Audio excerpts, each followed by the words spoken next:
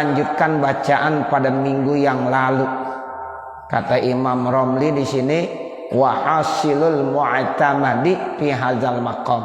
Kesimpulan yang paling kuat dalam kedudukan ini, kama yustafadu min haqqi, sebagaimana yang dapat diambil manfaat dari hak, annal musafira, sesungguhnya orang yang musafir. Iza kana rakiban, apabila orang musafir itu kendaraannya pakai ya seperti onta, ya pakai ya seperti kuda, itu rakiban namanya, dalam posisi berkendaraan. Itu dulu. Kalau sekarang mungkin mobil, ya kemudian motor, atau apa lagi?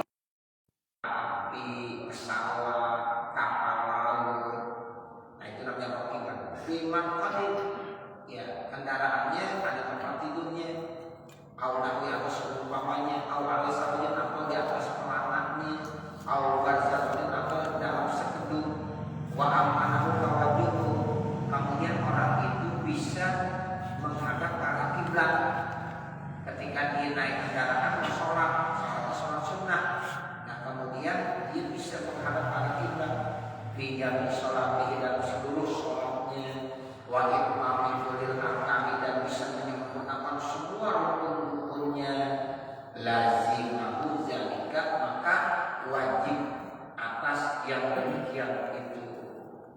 Ya, jadi kalau seandainya ya orang tersebut bisa, ya, kalau seandainya orang tersebut mungkin dan bisa menghadap ke arah kiblat, nah itu dia mesti seluruh sholatnya harus menghadap kiblat.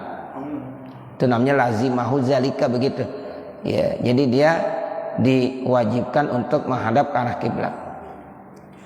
Wa illa, kalau seandainya tidak, di alam yumkin hudzalika, seandainya enggak mungkin itu, fala yalzamu, enggak wajib menghadap ke arah kiblat, illa tawajjuha fi taharrumihi, kecuali menghadapnya pada saat takbiratul ihram, in sahula, jika itu gampang.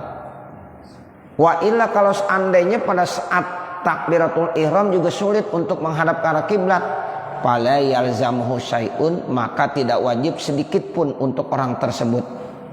Jadi begitu aturannya. Kata Imam Romli, kesimpulan dari yang kita baca, apabila ada orang ya mau sholat sunnah, kebetulan dia berkendaraan, kalau memang dia mampu untuk menghadap ke arah kiblat, silahkan dia menghadap ke arah kiblat. Bahkan kalau dia mampu bisa melaksanakan sholat, melaksanakan rukun-rukunnya secara sempurna, silahkan kerjakan secara sempurna. Tapi kalau kagak mampu, ya mungkin di takbiratul ihramnya aja dah, silahkan menghadap ke arah kiblat saat takbiratul ihramnya. Tapi kalau kagak mampu juga susah, misalnya kita ya susah dah tuh kalau kita pengen sholat sunnah untuk mengarahkan ke kiblat. Nah itu silahkan dia sholat kaifa syi'tum, di mana aja kamu kehendaki, nggak usah nanya-nanya arah ke kiblat. Nah seperti itu. Nah ini dimaksudkan wa illa fi alam yumkin bizalika wala yalzamu, ya, walaupun takbiratul ihramnya tetap enggak apa-apa enggak menghadap ke kiblat, silakan. Nah itu Allah kasih kemudahan, ya. Wa yakfihi, cukup air roti artinya bagi pengendara air yumi'ah untuk memberikan isyarat birukuhi, dengan rukunya, wasujudihi, dan sujudnya, ahpadok, lebih rendah, in amkanahu, jika memang itu bisa. Jadi kalau seandainya memang ya dia bisa sujud sama pakai isyarat, syarat aja sambil duduk. Ya, misalnya begini, kalau giliran ruku dibongkokin sedikit, kalau giliran sujud bongkokin lagi ke bawah. Nah seperti itu. Kalau bisa, kalau nggak bisa juga mesti sama begini doang. Ya udah sujud begini juga, ruku begini juga, nggak apa-apa masih. Kalau nggak bisa juga, ya udah duduk aja biasa. Itu agama memberikan kemudahan. Ya, jadi kalau seandainya memang kita sholat di pesawat nih Bapak Saudara, ya kita mau ruku mau sujud, ya cukup dengan isyarah begini aja. Ini kalau sujud begitu. Tapi iya kalau ruku seperti ini. Kalau sujud lebih ke bawah lagi. Nggak usah kita sampai menempelkan jabah kita ke tempat sujud itu, jangan. Ya bisa jatuh ntar. Kita lagi duduk gitu. Ya cukup udah begitu aja. Ya cukup. Ya dengan isyarah. Ya jadi kalau ruku dia tundukin sedikit, dibongkokin. Nah kalau sujud lebih dibongkokkan lagi. Nah itu yang dimaksud, ya cukup dia memberikan isyarah. Wa ayyumi'ah, cukup dia memberikan isyarah biruku'ihi dengan rukunya, wa sujudihi dan sujudnya. Namun sujudnya lebih rendah kalau dia bisa kebanding daripada ruku. Fa illam yumkinhu, kalau enggak mungkin juga zalika akan hal itu, lam yalzamhu tamyizu, maka tidak wajib dibedakan baina ruku'ihi, antara rukunya, wasujudihi dan sujudnya. Jadi enggak perlu dibedain. Ruku ya begitu, sujud ya begitu, karena memang mampunya seperti itu. Wala yalzamuhu ayyadu'a jabhatahu, dan dia tidak perlu meletakkan keningnya ala arfid dabah, di atas rambut dabah kendaraan tadi, aisya'ri raqabatiha, yaitu di atas rambut yang ada di bagian yaitu punggung kendaraannya. Wala ala sarjiha, dan juga tidak perlu ditempelkan jabahnya di atas pelanaknya, au nahwihi, atau seumpamanya. Wa in sahula, sekalipun itu gampang, zalika, yang demikian itu alaihi, atasnya, li annahu min sya'nihi al masyaqqah, karena itu termasuk bagian daripada masyaqqah, karena itu susah. Jadi dikasih kemudahan sama Allah Subhanahu wa taala. Silakan aja dia melaksanakan sholat sesuai dia mampunya, begitu. Kalau di pesawat kan biasanya ada meja. Iya. Nggak perlu juga. Iya, nggak perlu. Nah, jadi jangan sampai ditempelin di sini juga. Udah, kalau meja ada di sini, kita sholat di sini. Jadi kalau ruku gini, kalau sujud lebih dikit. Udah, jangan sampai kena nyentuh ke meja. Nggak perlu. Ya, jadi tidak perlu meletakkan jabahnya di atas tempat sujudnya, termasuk meja juga termasuk, nggak usah. Itu dikasih kemudahan, karena kalau dilakukan hal itu menjadi masyaqqat. Walau balatid dabatu, kalau seandainya kendaraan yang kita pakai nih kendaraannya buang air, balat itu buang kotoran. Aurosat, balat tuh artinya kencing, aurosat buang kotoran. Dia mungkin kencing atau dibuang kotoran. Audama famu, atau berdarah mulutnya. Aukana alaiha najasatun, atau di atasnya ada najis. Batolat sholatuhu, batal sholatnya. Inkana zimamuha biadi, kalau seandainya itu tali kendalinya kita pegang di tangan kita. Jadi kalau seandainya kita pegang talinya tuh, kan kita yang ngendarain, kita sholat di situ. Kemudian kendaraannya pipis atau kendaraannya buang kotoran, batal sholat kita. Karena sama aja kita membawa najis namanya. Kecuali kalau dikagak pegang. Kalau dikagak pegang itu kagak batal, karena kita enggak bawa najis, kita di atasnya. Najis ada di bawah, kita ada di atasnya. Tapi kalau kita pegang nyambung tuh. Sama juga kalau kita sholat, kita bawa sorban kita panjang ada 3 meter, di ujungnya ada najis, namanya kita bawa najis, kagak sah sholatnya. Tapi kalau kita jatuh ini sorban, itu namanya kita nggak bawa najis. Jadi kalau kita naik kendaraan, lagi sholat gitu, talinya kita pegang-pegang begitu. Kemudian dia misalnya, atau dia kencing, batal sholat kita, karena sama aja nyambung, berarti najis kita. Tapi kalau kita gak pegang talinya, berarti kita cuma ada di atasnya dan tidak batal. Sama juga kalau kita sholat di sejadah, di bawahnya ada najis, kita di atas sejadah kagak ngapa-ngapa. Itu begitu. Karena sama juga kalau kita sholat di bawahnya ada spiteng, di atasnya kita sholat, boleh nggak? Boleh. sama begitu contohnya.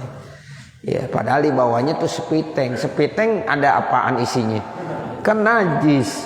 Nah, kita sholat di atasnya. Ya, karena memang udah di pelur di situ. Ya boleh, nggak apa-apa. Ya, sah saja sholatnya. Seperti itu Bapak Saudara. Jadi kalau dipegang tuh, kendalinya dipegang sama dia, diberak gitu, atau dia kencing binatangnya, ya batal kita lagi sholat. Ya kalau kita kagak pegang, kagak batal.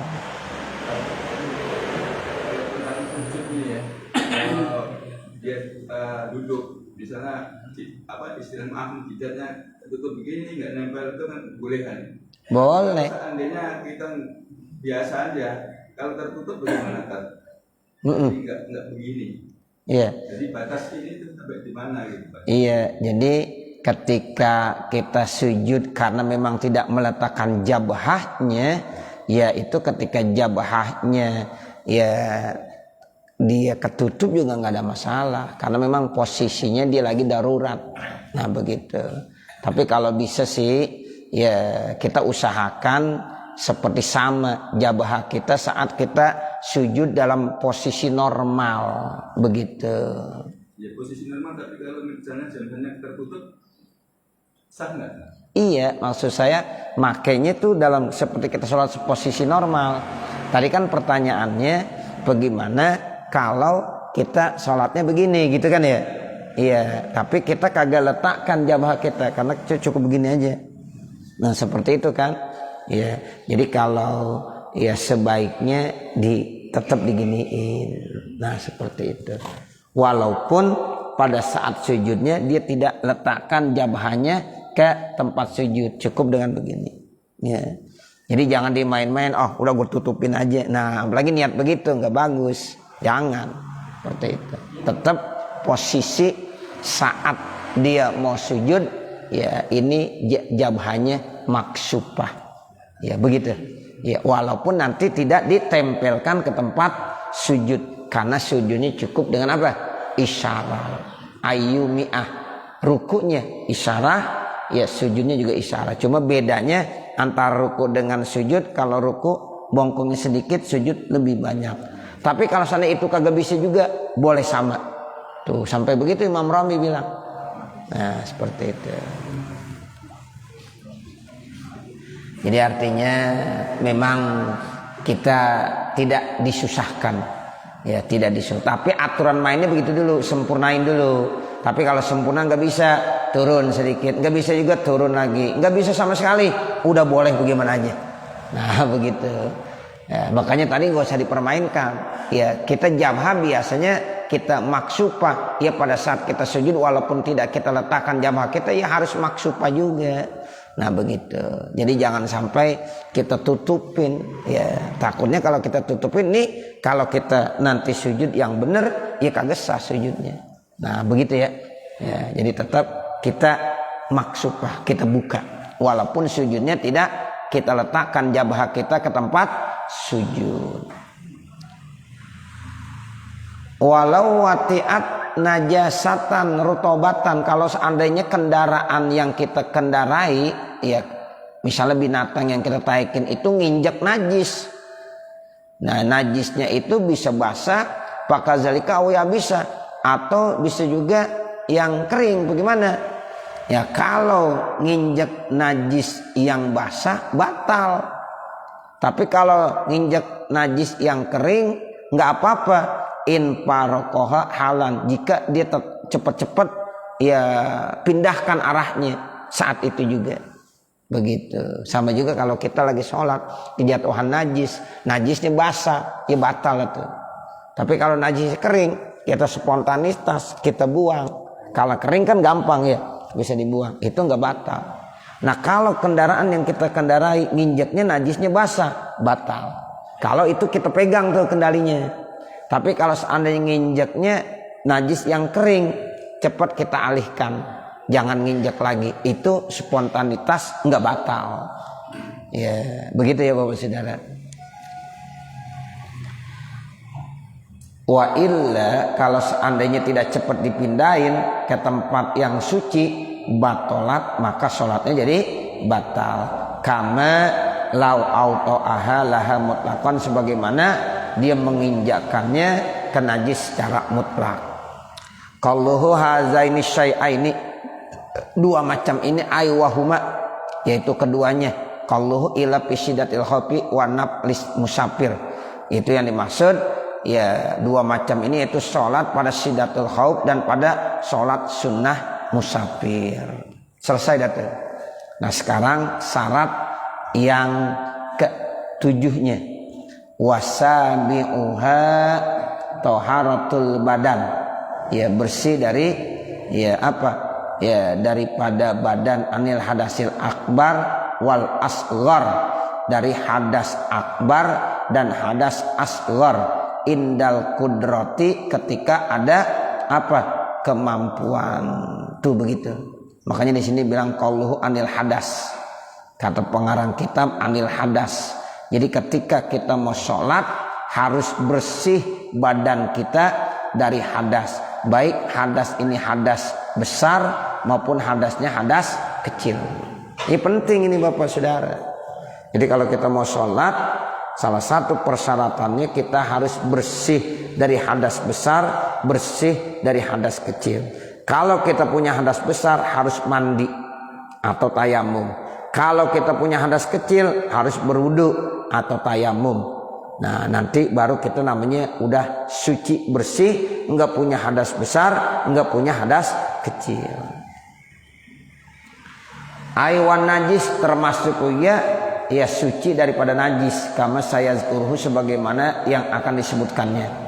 Qalluhu indal kudrati, ketika dia mampu. Artinya mampu tuh mau mandi ada air, ya mau wudu ada air, itu namanya indal kudro. Atau ya mau mandi ada debu, tayamum. Mau ya berwudu nggak ada air tapi ada debu, tayamum, itu namanya kudroh juga. Sebab nanti ada orang ya air kagak ada, debu nggak ada, sehingga dia masih punya hadas sementara mau sholat. Ya dia mau wudu nggak ada air, dia mau tayamum nggak ada debu, bagaimana jadinya?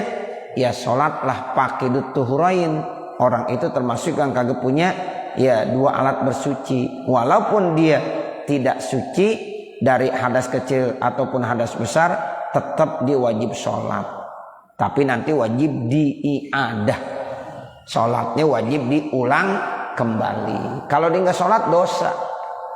Ustaz, saya mau sholat nggak ada air, mau wudu, ya udah tayamum, nggak ada debu Ustaz. Jadi bagaimana? Libur dulu sholatnya? Nggak boleh, tetap wajib sholat. Walaupun kagak wudu, kagak tayamum, wajib sholat. Itu yang disebut sholat lihurmatil wakti, nanti wajib diiadah. Nah seperti itu. Itu yang namanya sholat. Kalau mandi hadas besar kan seluruh badan semua harus kena air. Iya. Ada yang misalnya dia mau punya hadas besar, tapi potong rambut dulu atau potong kuku dulu, ntar habis itu biar kalian mandi, bagaimana tadi? Iya, bagus. Jadi begini, kalau ada orang punya hadas besar, diusahakan jangan ya dipotong dulu tuh unsur-unsur bagian tubuhnya termasuk rambut, kuku, jangan begitu. Nanti dimandiin. Udah selesai mandi, udah bersih, baru potong rambut, baru potong kuku. Sebab ya itu termasuk dia masih punya hadas besar. Jadi nanti rambutnya yang dipotong itu belum terangkat hadas besarnya. Tadinya kan masih ada bagian dia. Nah takutnya nanti itu menjadi bagian siksaan ketika di hari kiamat akan datang itu rambut-rambut tersebut. Termasuk kuku. Jangan gunting kuku pada saat kita punya hadas besar. Wah ini kuku panjang banget, punya hadas besar, jangan dulu digunting. Lebih bagus mandi, kita udah suci, nah baru. Sebaiknya begitu. Ya, kecuali kalau udah darurat banget kali dah. Ya, semua ad-darurat tubihul mahzurat. Jadi kalau orang-orang yang ihtiyaton, yang benar-benar berhati-hati, nah dia nggak mau tuh. Ya, jadi dibersihkan dulu. Baru nanti dipotong. Jadi rambutnya udah bersih, nggak ada hadas besarnya. Sebab kan itu udah nempel, udah bagian daripada punya hadas besar semuanya. Ya, sehingga kalau dimandi Pak, dimandi nih, ya rambutnya masih ada di bagian situ. Ada yang tidak terkena rambutnya. Itu gara-gara nggak terkena doang, kagak sah mandinya.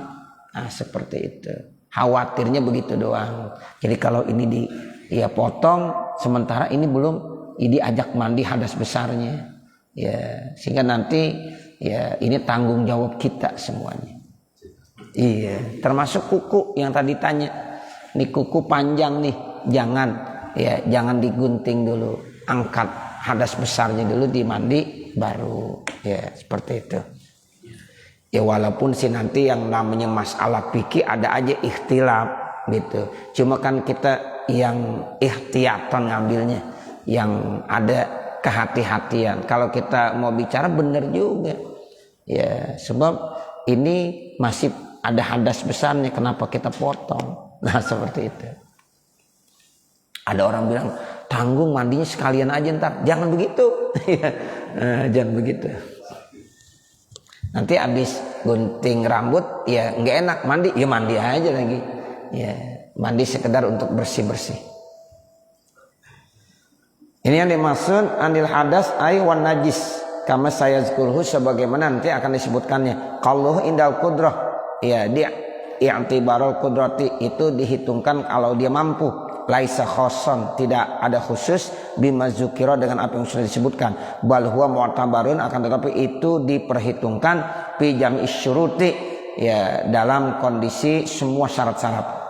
Kalau inda ihramihi, ketika takbiratul ihramnya, ay inda ityanihi, ketika dia mau melaksanakan bi takbiratul ihrami, yaitu takbiratul ihram, ay ma'a qudratihi, artinya bersama dia mampunya alat toharati untuk bersuci, kama ulima, sebagaimana yang dia ketahui.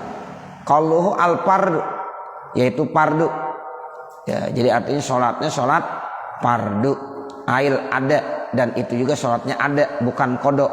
Walau jumatan, sekalipun Jumat, tetap wajib dia ya sholat.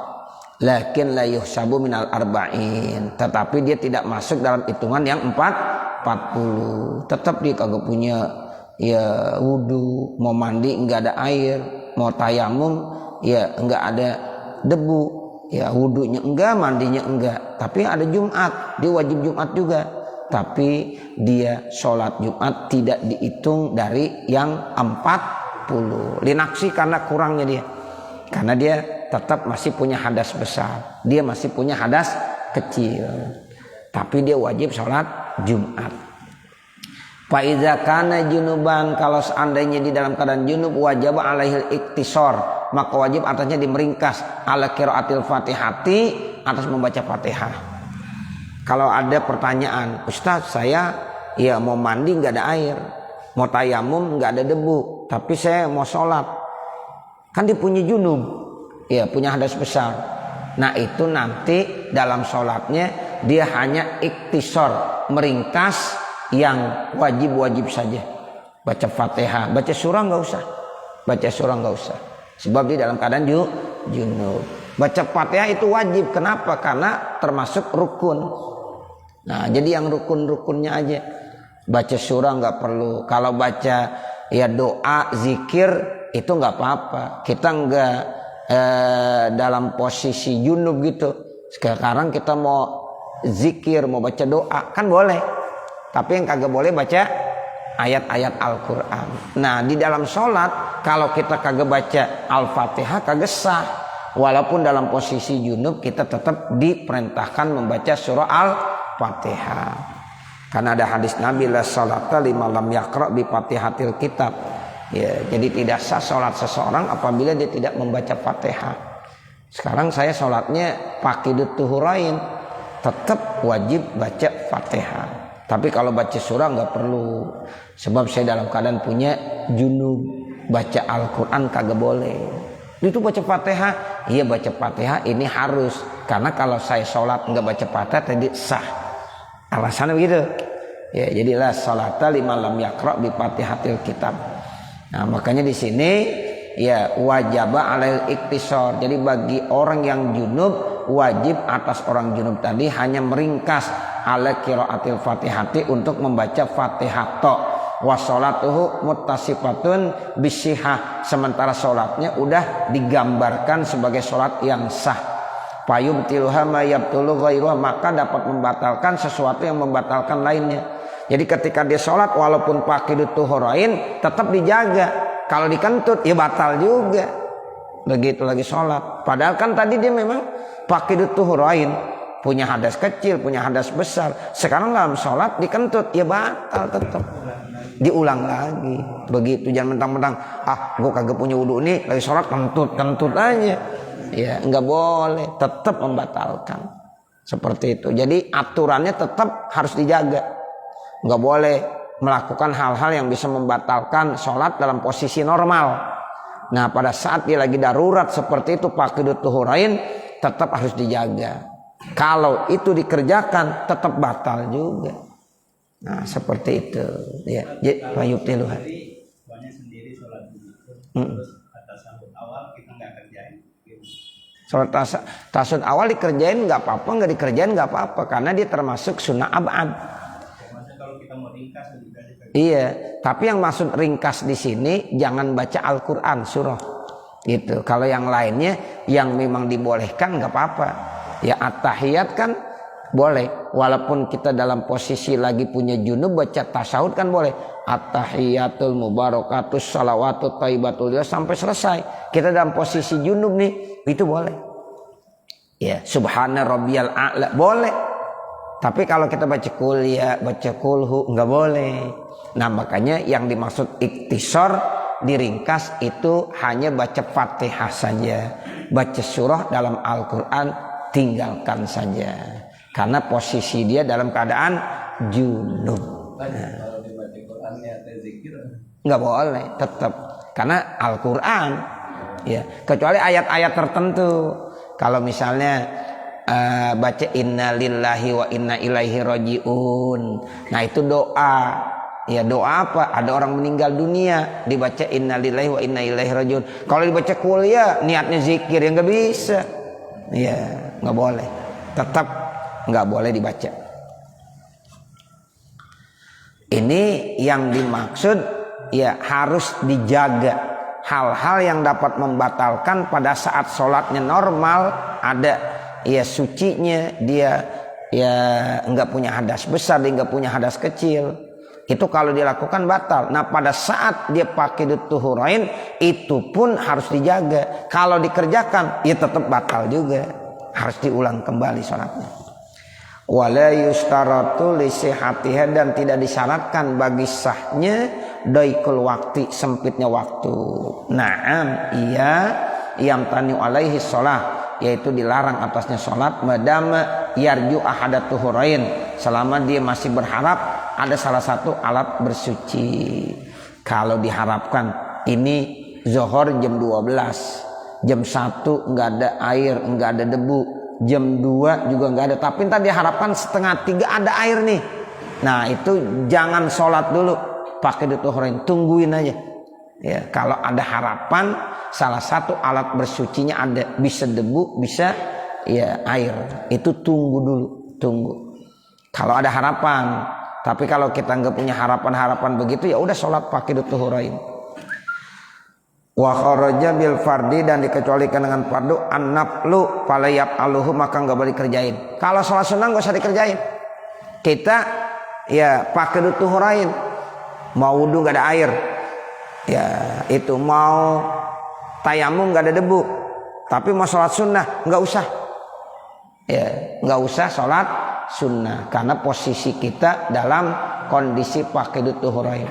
Saya punya hadas besar, mau sholatnya sholat sunnah, mau mandi nggak ada air, mau tayamum nggak ada debu, nggak usah sholat sunnah, nggak usah, udah libur dulu sholat sunnahnya.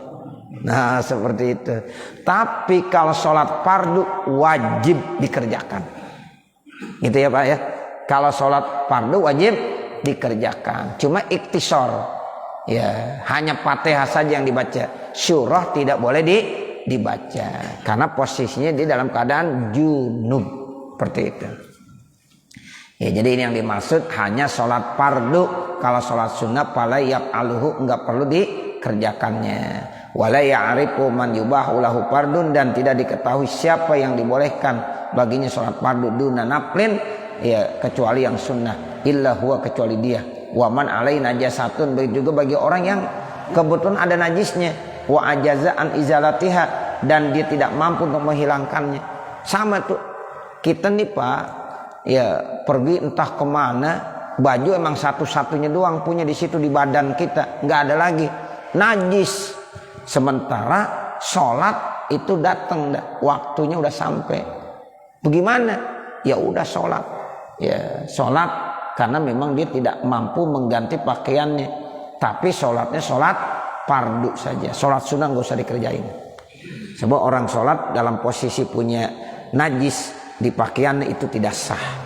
Ya badan saya najis atau baju saya najis, sementara air kagak ada. Ya mau dicuci, mau ganti baju, bajunya emang ini doang satu-satunya. Nah itu silahkan sholatnya sholat fardu saja, sholat sunnah enggak boleh. Nah seperti itu. Makanya saya selalu pesan, kalau kita pergi kemana-mana, kalau takut nanti terkena najis, bawa kain sarung. Tuh, bawa kain sarung. Jangan diajak, kita sholat yuk. Mohon maaf, ya celana dalam saya najis. Lah ketahuan najis yang dibawa. Nah begitu. Mestinya dibawa kain sarung. Kalau kain sarung aman dah. Kita bawa tas kecil, masukin ya kain sarung di situ. Nanti ya pada saat-saat kita mau sholat tinggal buka aja pakai kain sarung. Buka. Nanti ya selesai sholat pakai lagi pakai yang itu nggak apa-apa. Nanti mau sholat buka lagi pakai kain sarung yang suci, yang bersih. Kalau mau pergi kemana-mana, apalagi memang bisa 1 hari 2 hari, jangan ada alasan nggak sholat karena apa? Ya pakaiannya najis. Kan ada kadang-kadang begitu. Kok ente kagak sholat? Mohon maaf najis. Itu alasannya begitu. Ya akhirnya 2 hari pergi, 3 hari pergi, kagak sholat. Alasannya pakaiannya najis. Jangan ya, dosa. Makanya wajib kita bawa kain sarung. Seandainya memang itu tidak terencana, dia tetap wajib sholat fardu. Walaupun pakaiannya najis, disamakan seperti pakidut tuhurain. Jadi tetap dia wajib sholat, namun sholatnya yang fardu saja. Tidak boleh sholat yang sunnah. Ini yang dimaksud seperti itu. Ya waman alaihi najasatun, siapa-siapa yang memang dia ada najisnya, wa ajazaan izalati, tapi dia enggak mampu untuk menghilangkannya, tetap wajib sholat, tapi sholatnya hanya sholat fardu, bukan sholat sunnah. Tapi nanti wajib diulangin. Ya wa yu'idu, dan dia wajib mengulangi sholatnya. Ai iza wajada ahadahuma, apabila dia menemukan salah satu daripada keduanya, ailma awit turab. Kalau seandainya dia udah menemukan air atau udah menemukan debu, silakan itu sholat diulang kembali. Fil waktu mutlaqan, dalam waktu secara umum, kapan aja boleh.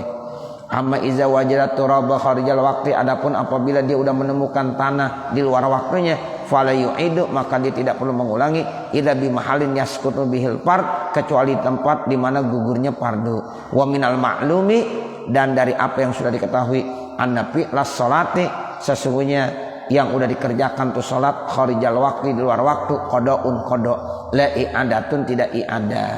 Jadi kalau qada kita kagak kerjain, nah nanti udah habis waktunya, itu wajib kita qada. Kalau kita udah kerjain, ya itu namanya apa? I'adah. Jadi beda ya, qada sama i'adah beda. Kalau qada emang kita nggak kerjain, sekarang kita qada namanya. Tapi ini kita sholat kita udah kerjain, cuma tidak memenuhi persyaratan, wajib di-i'adah, wajib diulang. Tuh jadi ada qada, ada i'adah. Kalau qada dosa. Kenapa? Karena kita ninggalin sholat. Kalau i'adah kagak dosa, karena kita udah melaksanakannya, cuma tidak memenuhi persyaratan. Tuh jadi ada qada, ada i'adah. Fa yuradu bil i'adah fihi maknahu al-lughawi. Maka yang dimaksud dengan i'adah di sini maknanya makna lugawi. Intaha, selesailah. Nanti baru qauluhu taharatul badan. Mudah-mudahan apa yang kita baca ada manfaatnya. Amin ya rabbal alamin. Bapak Saudara, mari sama-sama kita tutup ya pertemuan kita di kesempatan pagi hari ini. Namun sebelumnya kita baca Fatihah terlebih dahulu, karena sehubungan salah seorang dari jamaah kita, orang tua kita itu Bapak Haji Ibrahim saat ini dalam keadaan kurang sehat.